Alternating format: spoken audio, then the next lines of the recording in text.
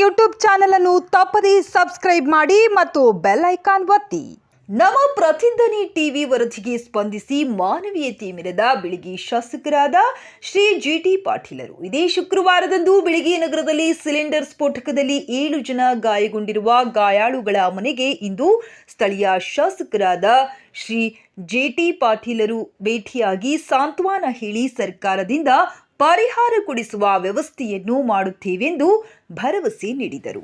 ಈ ಘಟನೆ ಆದ ಕೂಡಲೇ ನನಗೆ ಫೋನ್ ಹಚ್ಚಿದ ಕೂಡಲೇ ನಾನು ಇಮಿಡಿಯೇಟ್ ಆಗಿ ಇದಕ್ಕೆ ಕುಮಾರೇಶ್ವರ್ ಮಹೇಶ್ ಕಕ್ರೆಡ್ಡಿ ಅವರಿಗೆ ಡಾಕ್ಟರ್ ಎಳಿಮಲ್ಲಿ ಅವ್ರಿಗೆ ಮಾತಾಡಿ ಇವರಿಗೆಲ್ಲ ಏನು ಸೌಲಭ್ಯ ಕೊಡಿಸ್ಬೇಕು, ಜೊತೆಗೆ ಯಾವ ರೀತಿ ಟ್ರೀಟ್ಮೆಂಟ್ ಕೊಡಬೇಕು ಅದನ್ನೆಲ್ಲ ವ್ಯವಸ್ಥೆ ನಾನು ಮಾಡಿದ್ದೇನೆ.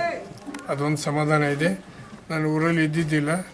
ಇದು ಘಟನೆ ಅಲಕ್ಷತನದಿಂದ ಏನು ಮನೆಯೊಳಗಿದ್ದಂಥ ತಾಯಂದಿರು ಸರಿಯಾಗಿ ಮೊದಲೇದು ಕಾಳಜಿ ಮಾಡೋದಂದ್ರೆ ಈ ಗ್ಯಾಸ್ ಸಿಲಿಂಡ್ರದ್ದು ಅದು ಓಪನ್ ಇಡೋದು ಅಥವಾ ಅಲ್ಲಿಗೆ ಅದು ಇದು ಬರೋಕತ್ತಾನ ಹಂಗೆ ಹೋಗೋದು, ಬೆಂಕಿ ಕಡ್ಡಿ ಕೊರಿಯೋದ್ರಿಂದ ಇವೆಲ್ಲ ಇಂಥವು ಘಟನೆ ಆಗ್ತವೆ.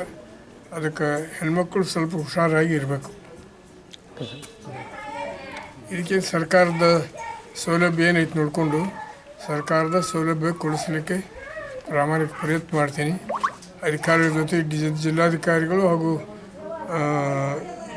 ಈ ಪಟ್ಟಣ ಪಂಚಾಯಿತಿ ಅಧಿಕಾರಿಗಳ ಜೊತೆಗೆ ಮಾತಾಡಿ ಏನು ಕೊಡಿಸ್ಬೇಕು, ಏನು ಇವರಿಗೆ ವೈದ್ಯಕೀಯ ಖರ್ಚು ವೆಚ್ಚಕ್ಕೆ ಏನು ಸಹಾಯ ಮಾಡಬೇಕು ಅದನ್ನು ಮಾಡೋದ್ರ ಜೊತೆಗೆ ಒಂದೆಡೆ ಕೊಡೋದಿಲ್ಲಪ್ಪ ಅಂದ್ರೆ ನಾನು ಮೇಲೆ ಅನುದಾನದೊಳಗೆ ಕೊಡ್ತೀನಿ.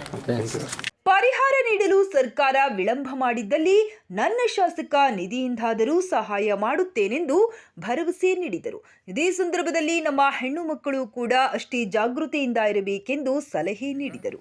ಇದು ಘಟನೆ ಅಲಕ್ಷತನದಿಂದ ಏನು ಮನೆಯೊಳಗಿದ್ದಂಥ ತಾಯಂದಿರು ಸರಿಯಾಗಿ ಮೊದಲೇದು ಕಾಳಜಿ ಮಾಡೋದಂದ್ರೆ ಈ ಗ್ಯಾಸ್ ಸಿಲಿಂಡ್ರದ್ದು ಅದು ಓಪನ್ ಇಡೋದು ಅಥವಾ ಅಲ್ಲಿಗೆ ಅದು ಇದು ಬರೋಕತ್ತಾನ ಹಂಗೆ ಹೋಗೋದು, ಬೆಂಕಿ ಕಡ್ಡಿ ಕೊರಿಯೋದ್ರಿಂದ ಇವೆಲ್ಲ ಇಂಥವು ಘಟನೆ ಆಗ್ತವೆ.